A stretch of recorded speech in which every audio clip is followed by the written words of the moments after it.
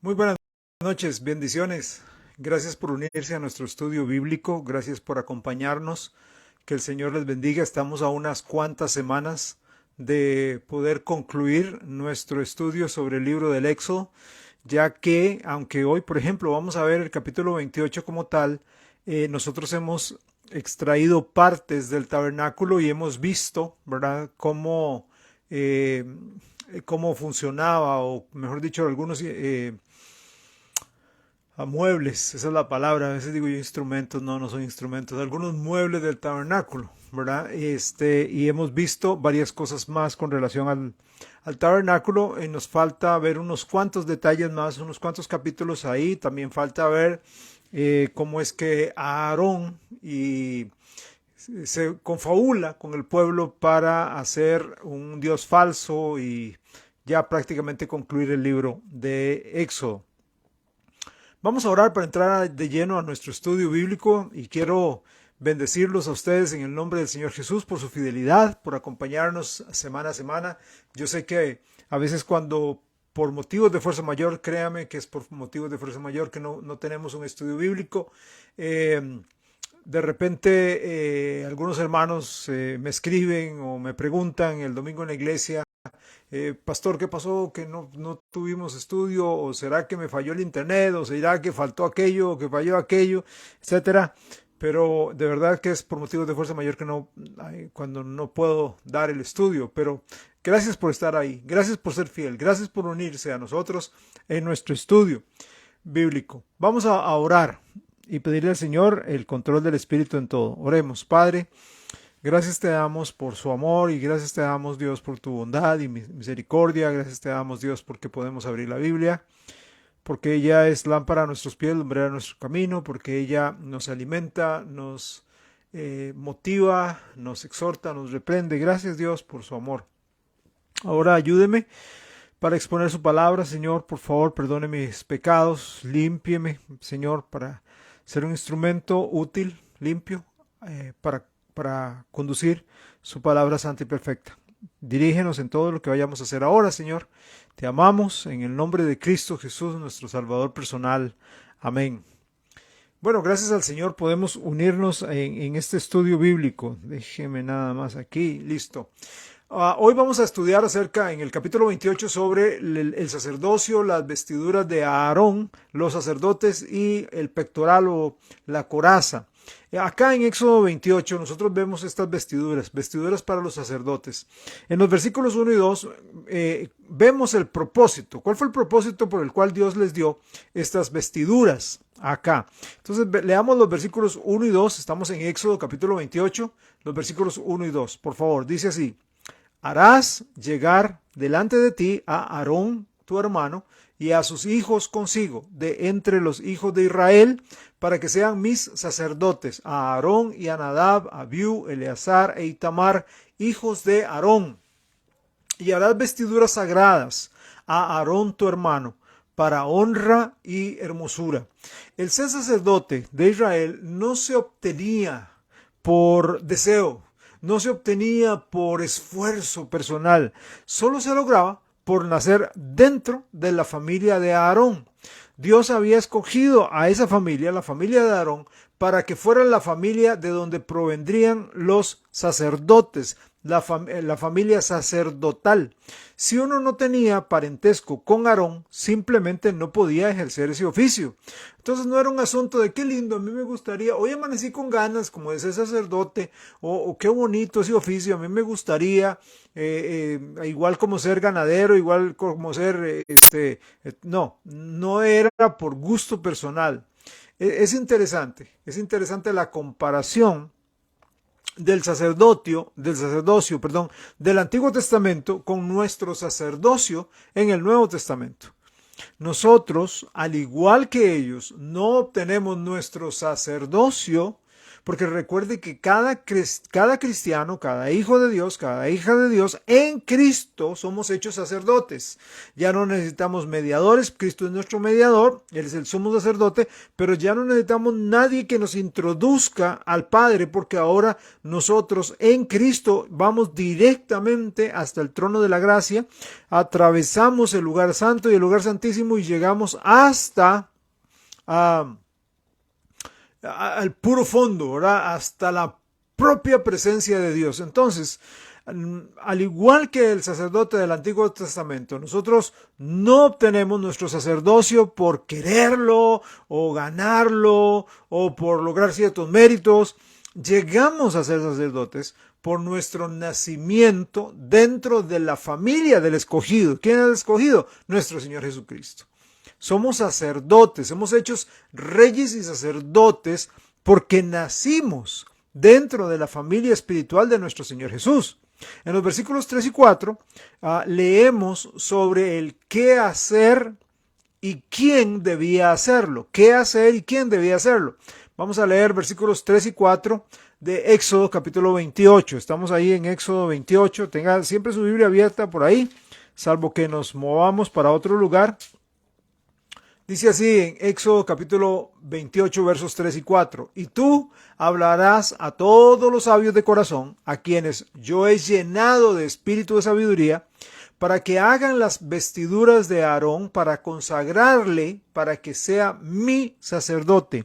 Las vestiduras que harán son estas: el pectoral, el efod, el manto, la túnica bordada, la mitra y el cinturón.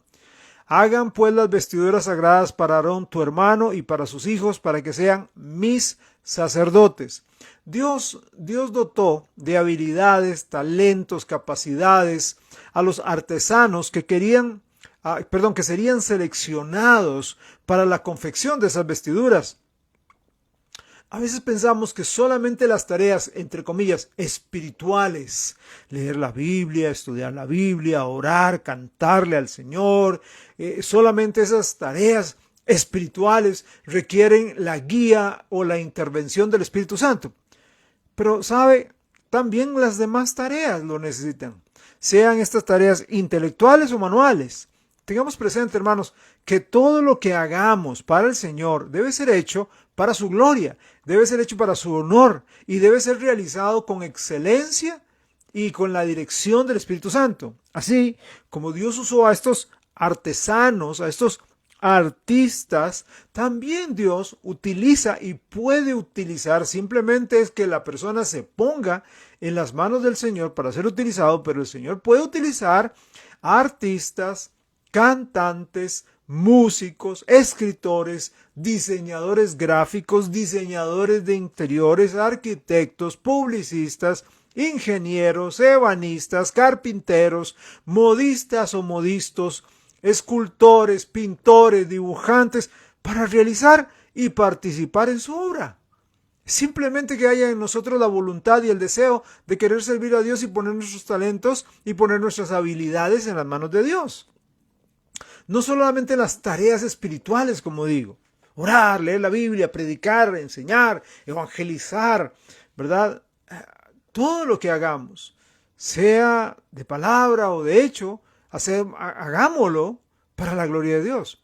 Ahora, es muy probable que algunos de estos artesanos, cuando fueron esclavos de los egipcios, ellos estando ahí, fueron capacitados en artes y en oficios egipcios.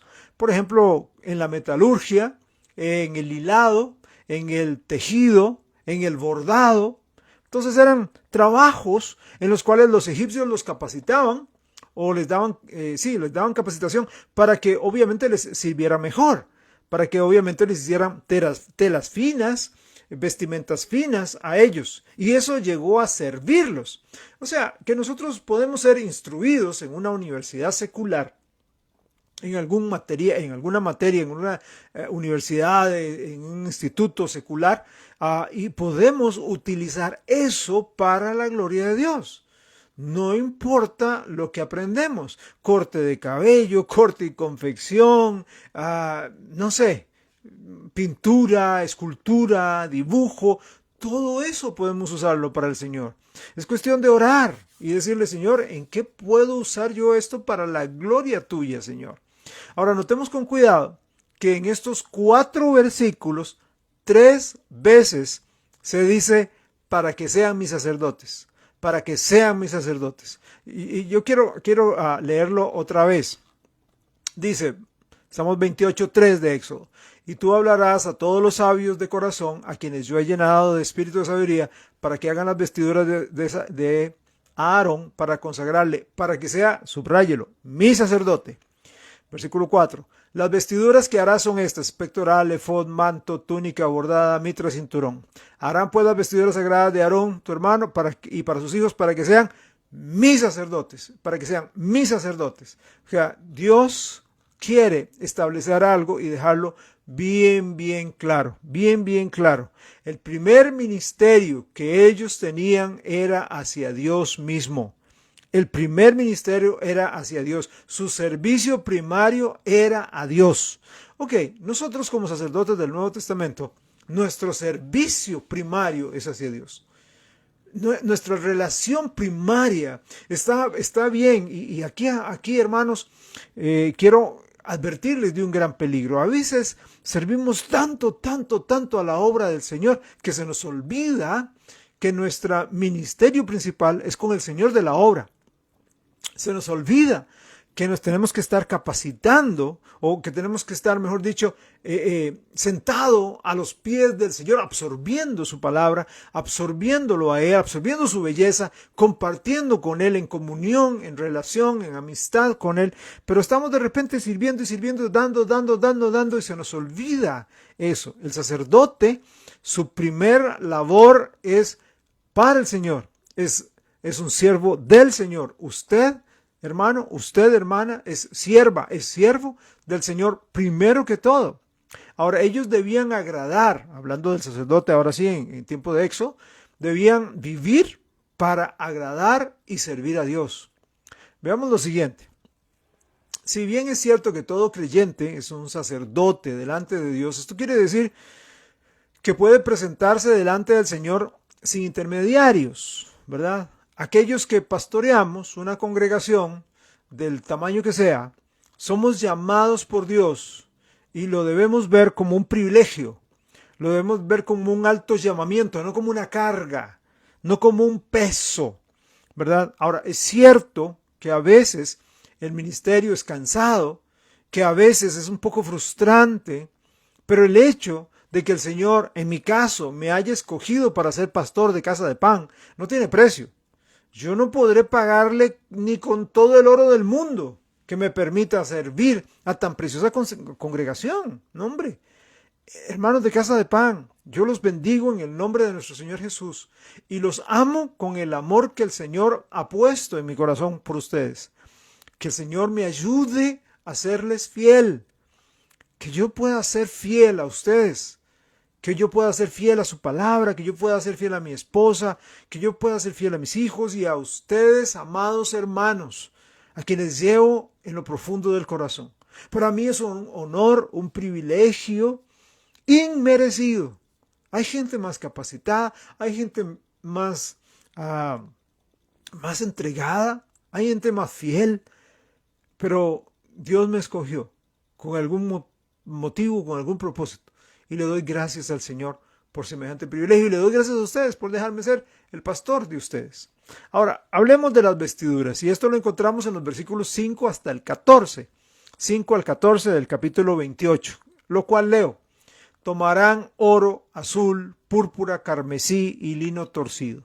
Y harán el efod de oro, azul, púrpura, carmesí y lino torcido de obra primorosa.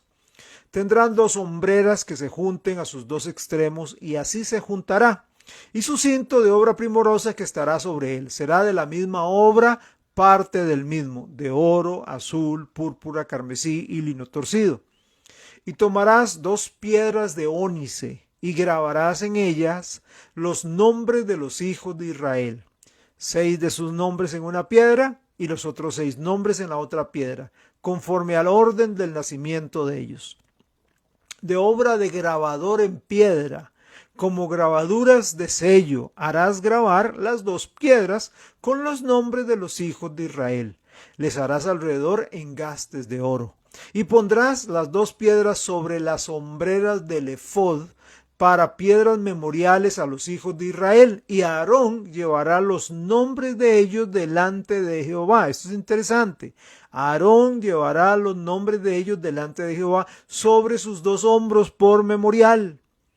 Harás pues los engastes de oro y 2 cordones de oro fino, los cuales harás en forma de trenza, y fijarás los cordones de forma de trenza en los engastes. El efod era como un delantal, hecho de hilo de oro, azul, púrpura, carmesí, o sea, escarlata, ¿verdad? El lino era una tela fresca, de hecho utilizada por los nobles y también los sacerdotes egipcios, ¿verdad? Por el calor tan sofocante que hacía en esos lugares, esa era una tela fresquita y además daba la sensación de limpieza, de pureza.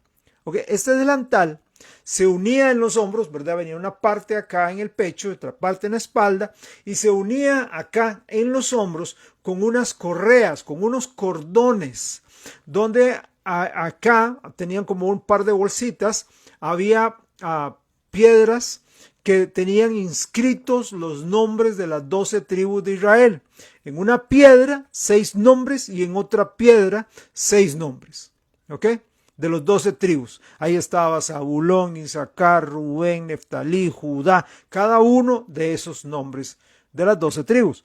Cada vez, sígueme aquí con esto, cada vez que el sacerdote ministraba, o sea, cada vez que entraba a la presencia del Señor, cada vez que iba en oración, cada vez que prendía o estaba ahí en el altar del incienso, o estaba en la mesa de los panes, o estaba en el lugar santo, cada vez que él ministraba, llevaba los nombres del pueblo de Dios delante del Señor sobre sus hombros. Qué tremenda enseñanza encontramos aquí. Qué importante es que estemos llevando los nombres de nuestra familia, los nombres de nuestros amigos, los nombres de nuestros hermanos en Cristo, colaboradores en el ministerio delante de Dios, en oración constantemente. Qué importante es poder llegar y por nombre decir: Señor, quiero pedir bendición, quiero pedir sanidad, quiero pedir prosperidad, quiero pedir ayuda, quiero pedir, Dios, entendimiento, quiero pedir que aclares, que abras la capacidad espiritual de mi hermano tal, de mi hermana tal. Oro por la salvación de mi mamá o de mi papá o de mi tío tal. Oro, Señor, por el hermano tal que está en una cama, o la hermana tal que no ha vuelto a la iglesia. Que lleguemos así en una oración constante. El sacerdote llevaba, las piedras y los nombres de ellos sobre sus hombros, ¿verdad? Los hombros se utilizaban para cargar. Usted tiene que cargar algo, ¿verdad? Un saco de papas, un saco de cemento, algo, pues generalmente usted lo levanta y lo deposita sobre sus hombros. Entonces, los hombros son para cargar, también los hombros son para empujar, ¿verdad? Así nosotros, como sacerdotes del nuevo pacto, debemos trabajar por y para el pueblo de Dios. Claro, recordando el orden. Dios es primero. Dios es a quien yo sirvo, a quien yo amo, a quien yo ministro primero, pero también tengo que ministrar a la gente. Y para eso, esta figura o esta ilustración de llevar en mis hombros las piedras con los nombres de las 12 tribus de Israel, pues ya nosotros no somos judíos y no estamos vinculados a ninguna de las 12 tribus, pero sí, podemos estar constantemente empujando, llevando, cargando las debilidades de nuestros hermanos, las necesidades de nuestros hermanos, unos a otros, apoyándonos así. Anteriormente yo dije que el principal ministerio de un sacerdote es para Dios. Un sacerdote, sin embargo, también está constantemente conectado con la gente. No, no podemos, sí, yo a Dios nada más, pero la gente es que la gente no la soporto, yo con la gente no la aguanto. No, no, no, tenemos que estar conectados a Dios, pero también tenemos que estar conectados con la gente. El sacerdote del Nuevo Testamento tenemos que estar conectados con la gente, cargándola sobre nuestros hombros. En los versículos que siguen, versículos 15 al 30, vemos sobre el pectoral. Y ahorita voy a explicar qué es eso. El pectoral. Dice, harás, versículo 15 de Éxodo 28, harás asimismo el pectoral del juicio de obra primorosa, o sea, obra exquisita, de obra bella, ¿ok? Glamorosa, ¿ok? Lo harás conforme a la obra del efod. Y otra vez, vienen los mismos materiales que se han usado no solamente en las vestiduras de los sacerdotes, sino también en las cortinas del tabernáculo. Oro, azul, púrpura, carmesí y lino torcido. Será cuadrado y doble, de 1 palmo de largo y 1 palmo de ancho. Y lo llenarás de pedrería en 4 hileras de piedras. O sea, no es aquí, no es como que, oiga, vaya a agarrar un poco de piedras ahí del desierto y pégueselas ahí. No, no, no. Cuando dice de pedrería o de piedras, se está refiriendo a piedras preciosas, a piedras exquisitas, ¿ok? Dice, una hilera de una piedra sárdica, un topacio y un carbunclo, ¿ok? Entonces, 3. La segunda hilera, una esmeralda, un zafiro y un diamante. La tercera hilera, un jacinto, una ágata y una amatista. La cuarta hilera, un berilo, un ónice y un jaspe. Todas estarán montadas en engastes de oro. Vea qué belleza. Entonces aquí tenía 4 hileras, aquí en el pecho, 4 hileras de 3 piedras cada uno. ¿Ok? Versículo 21. Y las piedras serán según el nombre de los hijos de Israel, 12 según sus nombres como grabaduras de oro, cada una con su nombre serán según las 12 tribus. Entonces, otra vez, tenía, recuerda, 2 piedras aquí de ónice, que tenía, me imagino que muy chiquitito escrito, porque no me imagino que va a andar con un par de ladrillos de ahí, pero 2 piedras en las cuales tenía 6 nombres y 6 nombres. Ahora ya tiene unas piedrecitas más grandes aquí en el pecho, ¿verdad? Pero la diferencia es que estas 2 que están en los hombros tenían 6 y 6. Ahora aquí tenemos una para cada una de las 12 tribus. La tribu de Rubén, la de Isaacar, la de Zabulón, la de Neftalí, la de Benjamín, la de Gad, Aser, etc. ¿Ok? Entonces aquí está en el pecho. Bien. Versículo 22. Harás también en el pectoral cordones de hechura de trenzas de oro fino.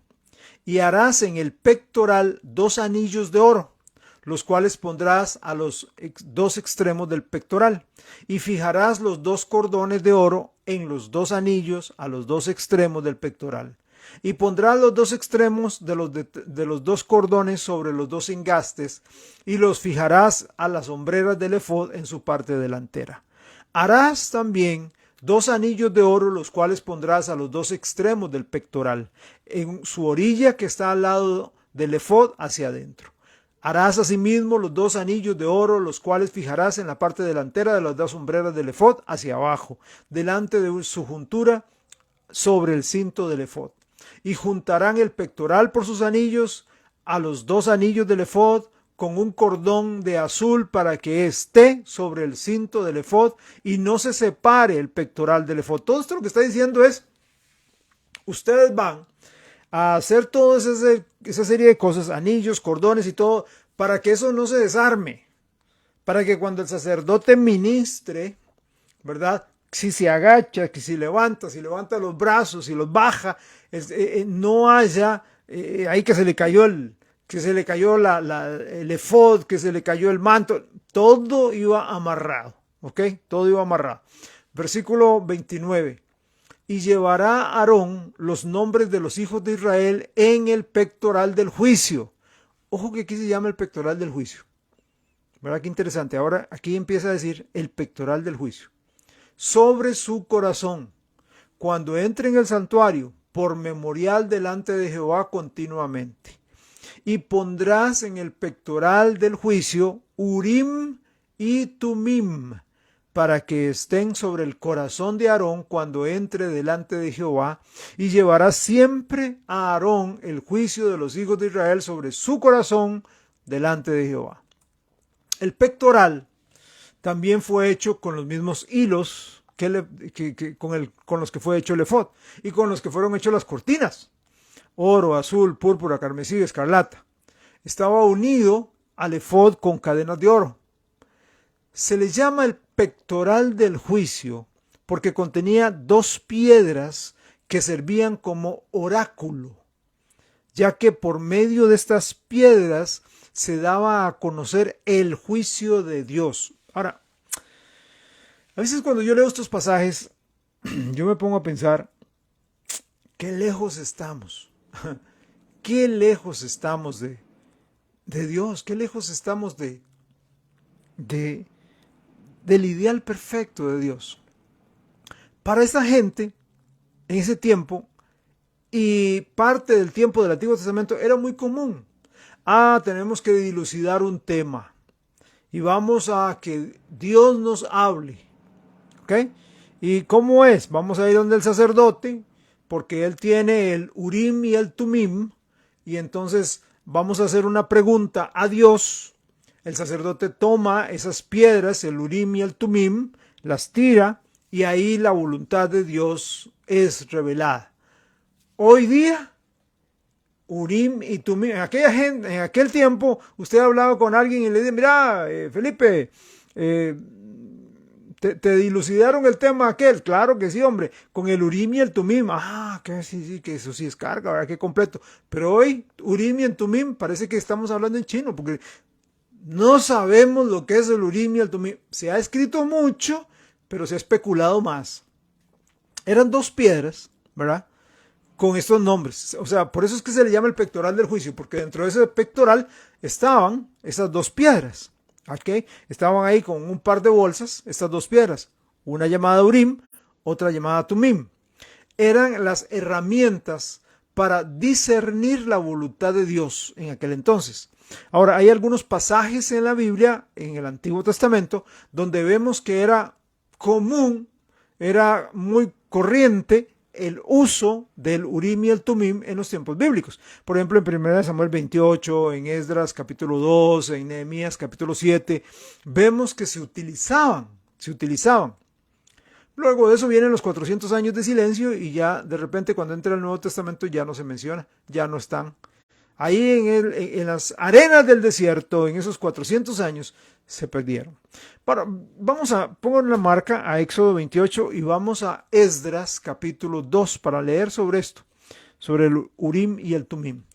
Esdras capítulo 2, versículo 63.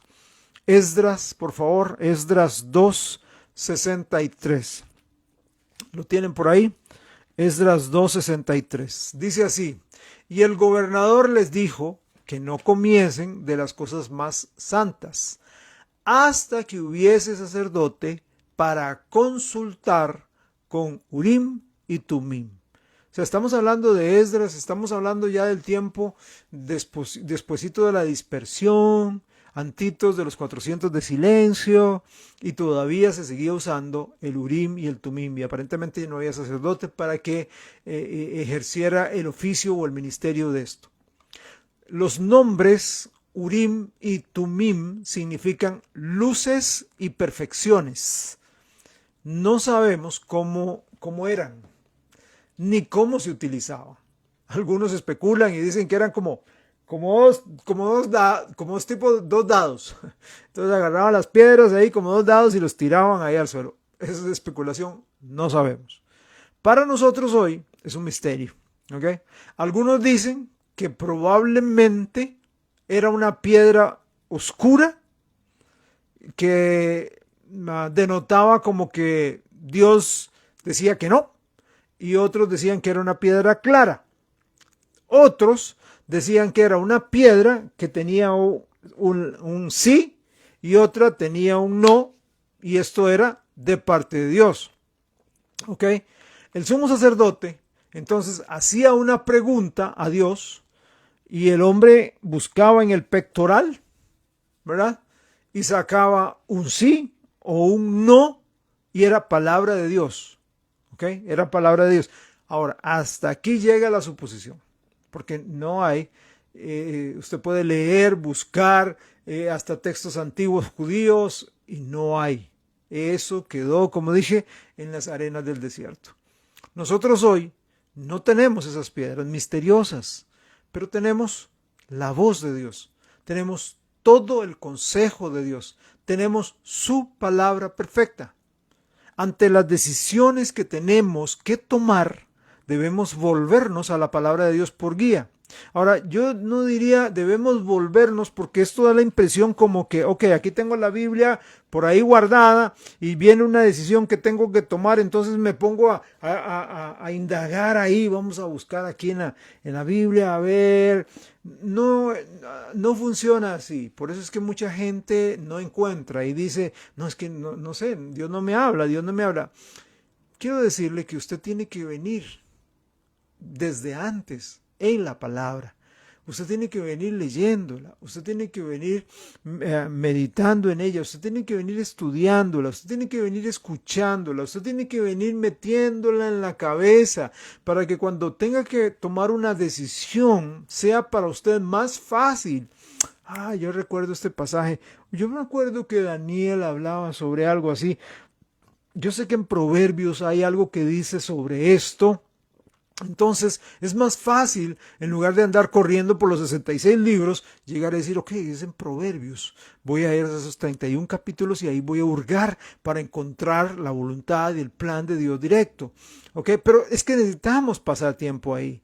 No podemos obviar la palabra y esperar hasta que venga una decisión difícil para correr a ella en seco, en frío. No, hermanos, no es no es sabio y no vamos a encontrarla así de buenas a primeras. Y lo que va a producir es frustración. Y lo que vamos a hacer entonces es tomar decisiones apresuradas. Cuando necesitamos conocer la voluntad de Dios, necesitamos sacar nuestra Biblia.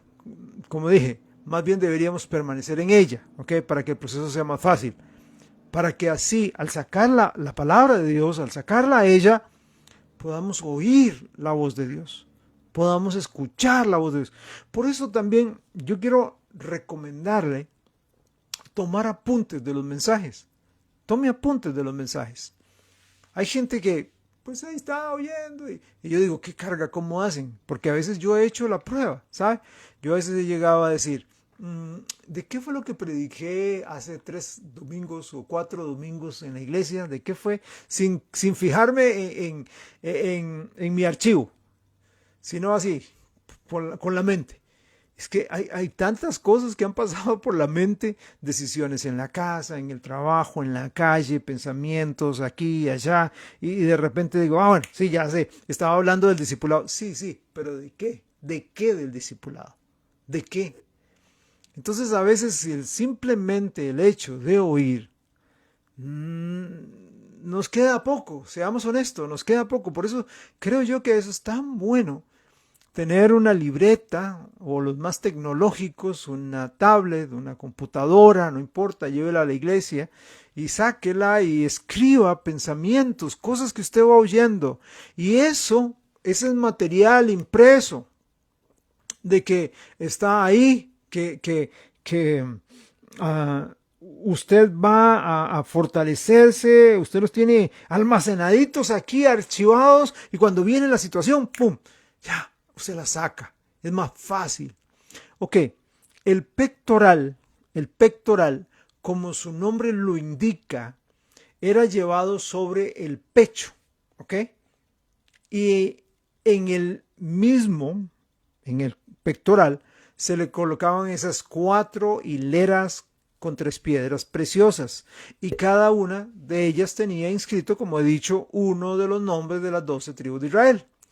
Al usar esta coraza o pectoral, el sumo sacerdote llevaba los nombres de los hijos de Dios sobre sus hombros. Vea el cuadro acá. los llevaba sobre sus hombros trabajo y los llevaba sobre su corazón amor. Trabajo, amor. Hay algunos hermanos, hay algunos santos en la fe que se destacan por su gran trabajo, pero su falta de amor. Hay otros que tienen mucho amor, poco trabajo. Pero tenemos que recordar esta ilustración del sacerdote llevando sobre sus hombros y sobre su corazón al pueblo de Dios. No era suficiente que el sumo sacerdote trabajara por el pueblo al llevarlo sobre los hombros, que sudara por el pueblo, que se desgastara por el pueblo. También tenía que amar al pueblo. Por eso se llevaba sobre su corazón, sobre su pecho. No es suficiente. No es suficiente que un sacerdote tenga un corazón para Dios. También debe tener un corazón para la gente y llevarlos en su corazón, en todo su ministerio al Señor. Qué importante, ¿no es cierto? Qué tremenda enseñanza podemos extraer de ahí, ¿verdad? Y no solamente, pues sí, si algún hermano pastor o líder me escucha, pues sí, para nosotros. Pero también recuerde que cada uno de nosotros somos sacerdotes del Nuevo Testamento. Hombres o mujeres salvados por Cristo somos sacerdotes. Entonces tenemos que cargar con los hermanos, ayudar a veces a los débiles en la fe, ayudar a esa gente que, wow, qué difícil es esta persona. Uy, esta persona me exaspera. Sí, pero para eso son los hombros, para cargar a esa persona, para llevarla, pero también es el corazón, para amar a esa persona, igual como Cristo nos amó. Ahora es muy precioso ver cómo Dios pide que sean piedras preciosas. Él pudo haber dicho, imagínense, en el desierto, un poco de piedras, agarrar aquella piedra, la caliza y aquella que se ve más lisita, y agarrar 12 y ponerlas ahí. No, él dice, tienen que ser piedras preciosas, sobre las cuales se debía escribir, grabar los nombres de cada una de las tribus de Israel. Como he enseñado algunos domingos atrás, las piedras preciosas en la Biblia representan las personas, representa la gente, representa el pueblo de Dios. En el Antiguo Testamento era el pueblo de Israel, en el Nuevo Testamento somos nosotros, la iglesia, los cristianos, los salvados por Jesús. Por eso es que dice Pablo en 1 Corintios 3 que nosotros construyamos, ¿verdad?, sobre el fundamento con oro, plata y piedras preciosas, que construyamos, que invirtamos en las almas de las personas redimidas, de los cristianos, ayudándoles a crecer, apoyándoles a ellos, sosteniéndoles, ¿verdad?, llevándolos al trono de la gracia, para que también puedan encontrar el oportuno socorro. Cuán preciosas son las almas de los seres humanos para el Señor, que las compara con piedras finas, piedras preciosas. Ya casi finalizando, vemos el manto en los versículos 31 al 35. 31 al 35 de Éxodo 28. Dice así: harás el manto del efod todo de azul, y en medio de él, por arriba, habrá una abertura, la cual tendrá un borde alrededor de obra tejida, como el cuello de un coselete, para que no se rompa. Y en sus orlas harás granadas de azul, púrpura y carmesí alrededor, y entre las campanillas de oro alrededor, una campanilla de oro y una granada, otra campanilla de oro y otra granada, en toda la orla alrededor del manto alrededor. Y estará sobre Aarón cuando ministre, y se oirá su sonido cuando él entre en el santuario delante de Jehová, y cuando salga, para que no muera. Esta era la cubierta básica del sacerdote, hecha completamente de azul, sin costuras y sin rasgaduras.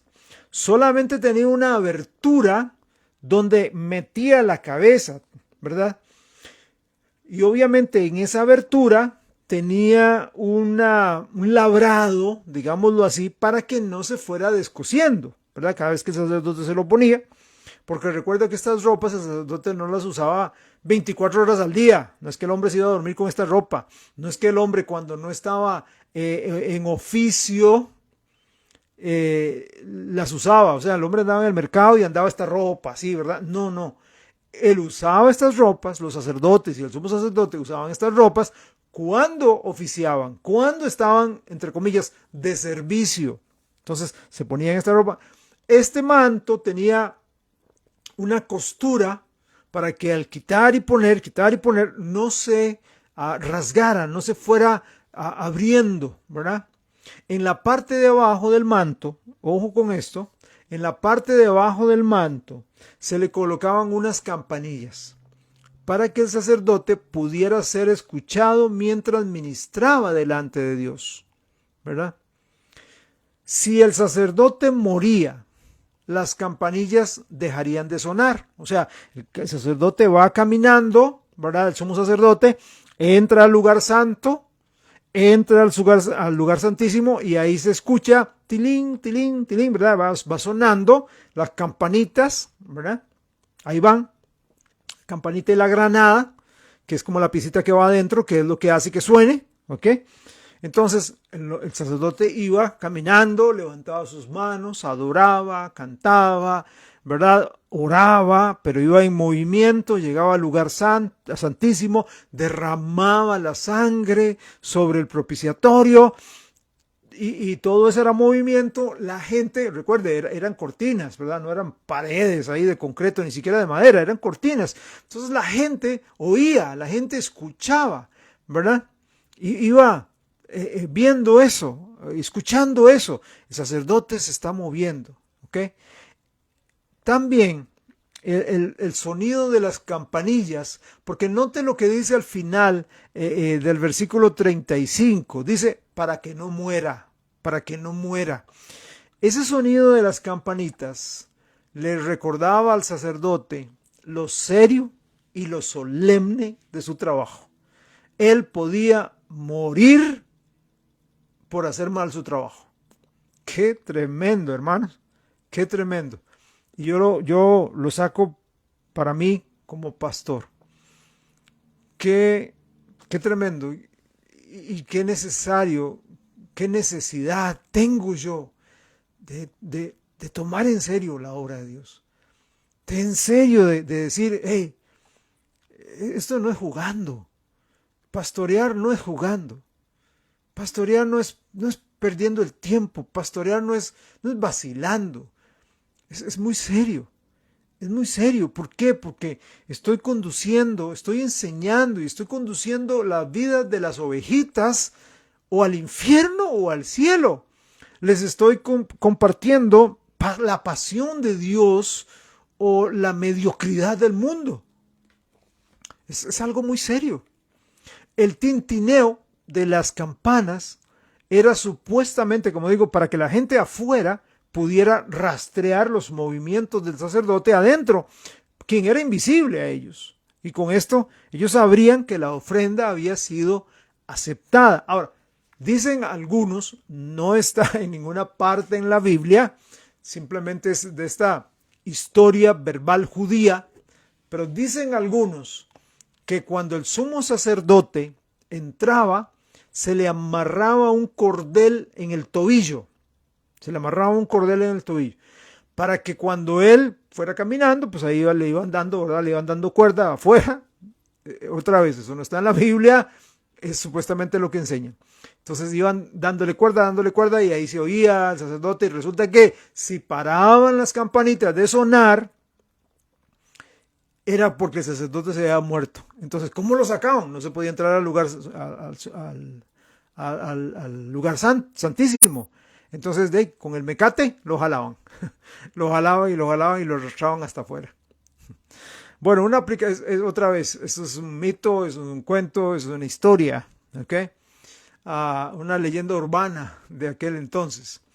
Una aplicación que podemos extraer para nosotros es la siguiente.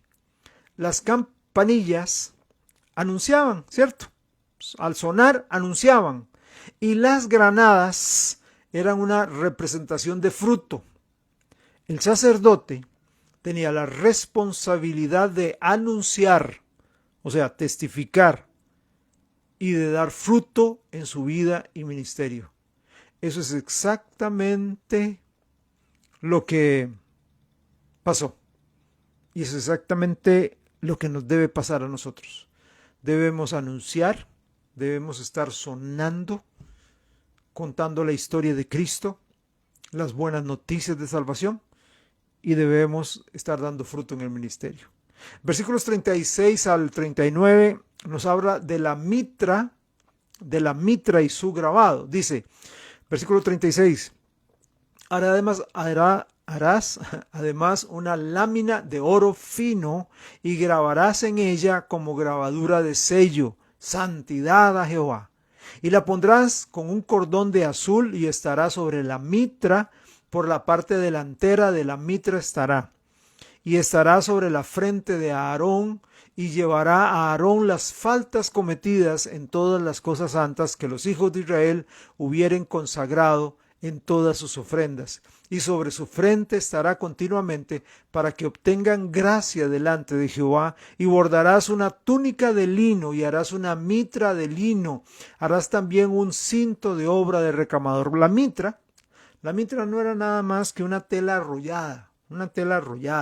A veces vemos algunas imágenes o películas, ¿verdad? Donde le ponen ahí, ¿verdad? Como un coso ahí de pez, que en realidad eso era lo que los sacerdotes de los dioses fenicios que adoraban al dios pez utilizaban.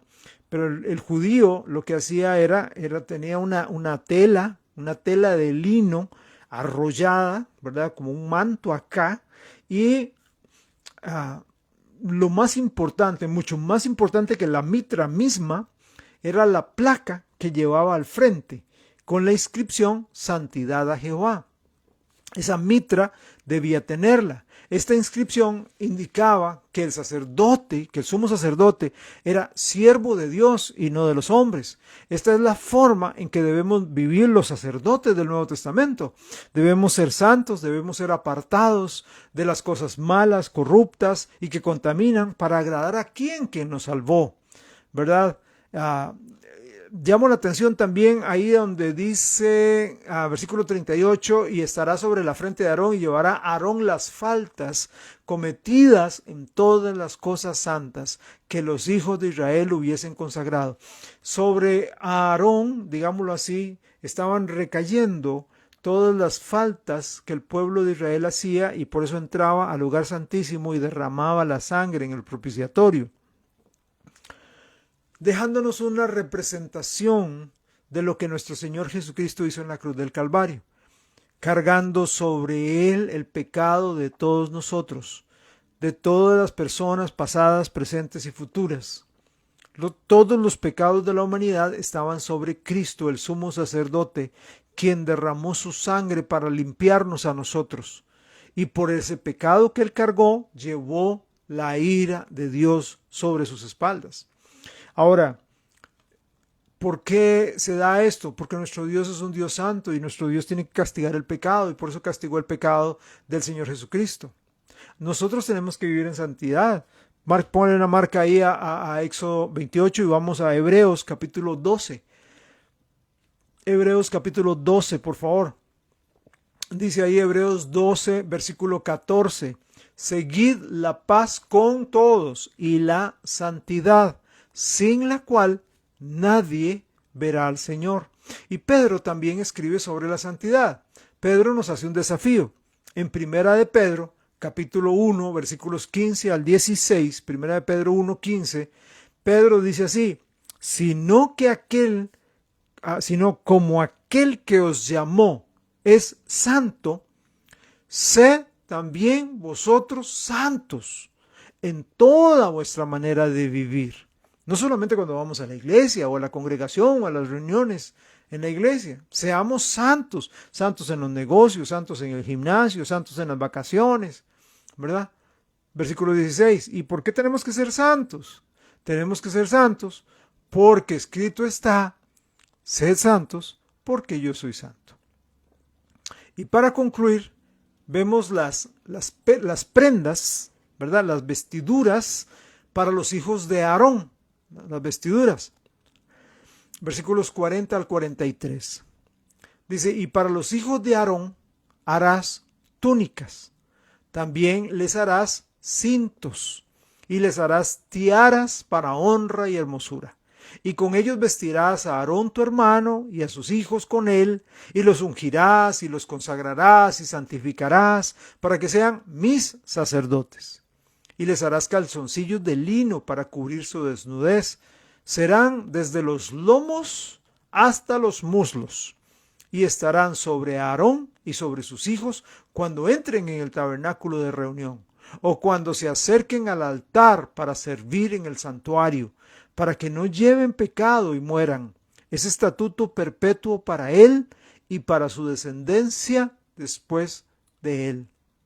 Aunque los sacerdotes regulares tenían vestiduras especiales, eran vestiduras sencillas, eran vestiduras de lino fino. Eran especiales y eran diferentes de las que la gente común utilizaba, pero no mucho en comparación con la gloria y la belleza de la vestidura del sumo sacerdote. Eran bonitas, pero no tan lindas y majestuosas como las del sumo sacerdote. Aprendemos con esto que la gloria y belleza de nuestro sumo sacerdote, nuestro Señor Jesucristo, es mayor que la nuestra como sacerdotes. Sí, somos vestidos de belleza y de hermosura, pero nunca jamás como la hermosura de nuestro Señor. Sí, somos vestidos de santidad, pero nunca como la santidad perfecta e inmaculada de nuestro Señor Jesús. Somos justos, declarados justos por Él, pero nunca con la justicia perfecta de Jesús. En el versículo 41 menciona tres aspectos importantes, esenciales para la preparación de sus siervos: la unción, la consagración y la santificación. La unción era el acto de derramar aceite, sea sobre la cabeza y a veces sobre todo el cuerpo de la persona. Era una especie de investidura pública, donde públicamente se le estaba reconociendo como una autoridad delante del pueblo. Los reyes, los sacerdotes y los profetas en el Antiguo Testamento fueron ungidos. También la unción en el Nuevo Testamento tiene que ver con el derramamiento y el poder del Espíritu Santo, quien viene a nuestra vida en el momento en que nosotros recibimos a Jesucristo. No tenemos que esperar ninguna obra de gracia ni ningún tiempo especial, sino que cuando nosotros abrimos el corazón para que Cristo venga, el mismo Espíritu Santo viene y nos unge, vive dentro de nosotros y nos imparte su poder. La consagración y la santificación van de la mano. Es el acto de separarse de toda contaminación para servir a Dios. Era la manera de decir: yo pertenezco y sirvo solamente a Dios. Y en los últimos versículos se habla del uso de unos calzoncillos de lino, que debía usar el sacerdote para que la desnudez del sacerdote no se descubriera en cualquier movimiento que el sacerdote hiciera, ¿verdad? Que no se le levantara la bata y se descubriera su desnudez, ¿verdad? Entonces, ¿por qué esto? ¿Por qué Dios dice tienen que hacer unos calzoncillos? ¿Por qué? Porque esta era la contraparte a la práctica de muchos de los sacerdotes paganos, quienes hacían sus rituales completamente desnudos, hacían sus ceremonias, sus danzas, todas sus cosas desnudos. Entonces, el propósito era que el sacerdote se mantuviera puro y en completa decencia en su vida diaria y en su ministración al Señor y a la gente. Qué tremenda enseñanza encontramos acá en Éxodo capítulo 28. Si el Señor nos lo permite y nos presta vida, la próxima semana veremos Éxodo capítulo 29. ¿Verdad? Como digo, hemos estado saltando partes para ver el tabernáculo, ¿verdad? Eso quiere decir que nos hemos adelantado a algunos capítulos para poder verlos. estamos prontos a terminar. Y allá en el capítulo 29, que Dios lo permite, lo vemos la próxima semana, vamos a ver la consagración, ¿ok? Ya se dan las vestiduras, ahora vamos a ver la consagración de Aarón y de sus hijos para el oficio sacerdotal que ellos tienen por delante. Vamos a orar. Padre, gracias te doy en el nombre de Jesucristo por tu amor tan grande para nosotros, en que siendo pecadores moriste por nosotros en la cruz y nos diste la vida eterna y comunión contigo. Te quiero pedir ahora que controles todo lo que hagamos, Dios, en esta noche. Los que no han cenado, que puedan cenar, tomarse un cafecito, un té, descansar, para recuperar las fuerzas, Dios, para el día de mañana que requerirá trabajo físico, trabajo mental.